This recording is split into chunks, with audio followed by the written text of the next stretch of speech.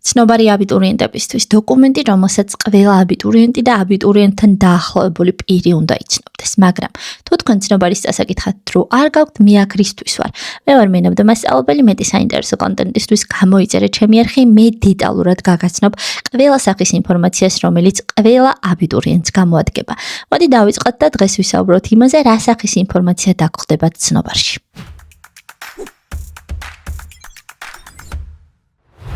პირველი, რეგისტრაციის ინსტრუქცია. მეორე, ინფორმაცია საგამოცდო საგნების და საგანმანათლებლო პროგრამების არჩევის შესახებ. მესამე, ინფორმაცია საგამოცდო პროცესის შესახებ. მეოთხე, შედეგების გამოქვეყნების და აპელაციის პროცედურა.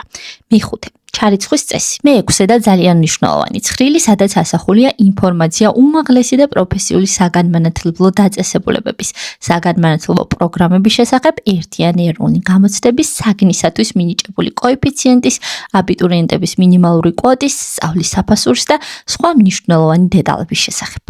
გაითვალისწინეთ, რომ უმაღლესი საგანმანათლებლო პროგრამების სტატუსი, როგორიცაა აკრედიტირებული, არააკრედიტირებული და კრედიტების რაოდენობა ცვალებადია.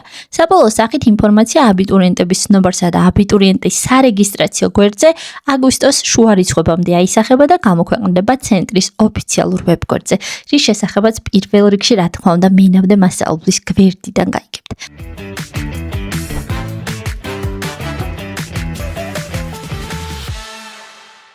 მე ვარ მენაბდა მასწავლებელი, მეტი საინტერესო კონტენტისთვის გამოიწერე ჩემი არხი.